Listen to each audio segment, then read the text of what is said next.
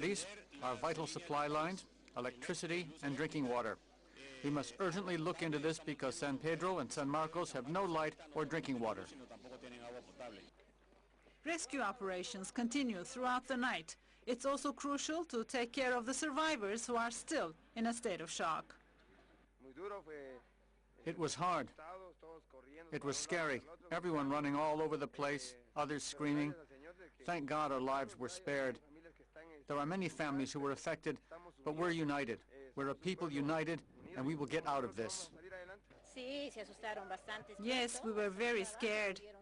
Everyone under here died. 3. Not just here, but in many areas. The earthquake, whose epicenter was in the ocean, also affected neighboring countries. Scenes of panic were reported in El Salvador and Mexico. Here in Mexico City, all official buildings were evacuated. There were no casualties.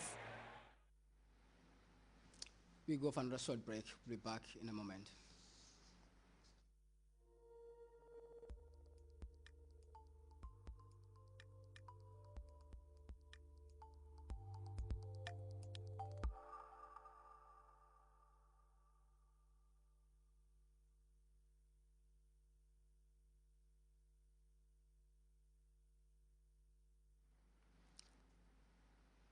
Welcome back. Aspiring female footballers in Cameroon are having it tough to make a breakthrough in what is largely considered a boys' sport. Many of the female players say the perception of others about female participation in football affects the development of the game in Cameroon. We have more on that in this report. She's the former captain of Cameroon's national women's football team and a 3-time national champion. Aimé Jumeau is admiring photos of her days of glory. One of her favorites shows her receiving the 2011 cup from the hands of the president. But that's the day her life changed. She had dared to point out that there were things in women's football that needed improvement. I was suspended because I handed the president an envelope. They said it was an offense. The envelope contained a list of complaints. Basically, we wanted the president to help develop women's football. It's certainly not easy to be a woman and play football in Cameroon. Here, the sport is considered to be the domain of boys. Aimé Jumeau and her friends get together twice a week to train here at this football school in Douala. All these girls have a passion for the sport, and just about all of them tell the same story. My mother didn't want me to do this. There was pressure from my uncles. She finally gave in, especially when I was accepted into the national junior team. Women's football in Cameroon began in the 1970s. Today there are more than 35 clubs, 10 in the first division, but there are few sponsors. This does not make things any easier. We sacrifice ourselves. We train hard and we accept this. Then we go home. But it's difficult to train under the beating sun without even a drink to help us. These girls are lucky. They were selected to be on the national football team. They represented their country at the London Olympics this year and at the Africa Cup of Nations in Equatorial Guinea.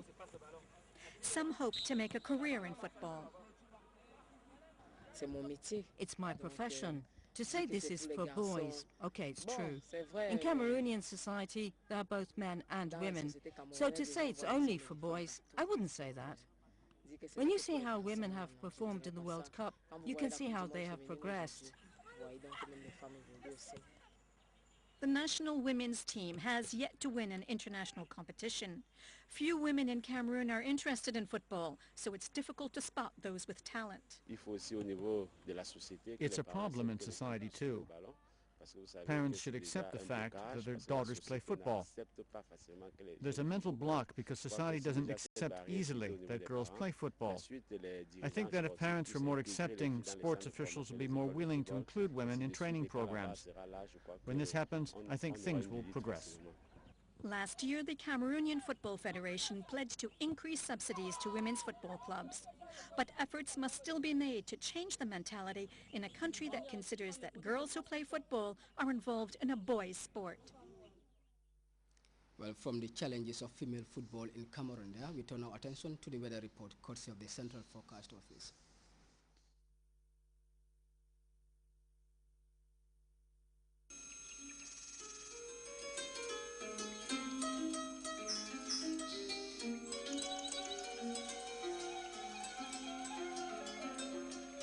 source assures us of a continuous flow, and from there, everything follows. And for those of us who know what the River Gambia stands for, understanding its sustainability in all aspects of life is easily confirmed. The River Gambia provides nutritious delicacies as food, while it provides its wildlife a balanced ecosystem. This river, as a sanctuary, is committed to its inhabitants' needs without season. And as you travel along, all these values are replicated in one company, Elton. Just like the River Gambia, leads in its commitment to values that matter most. Elton, championing the vision for a new generation.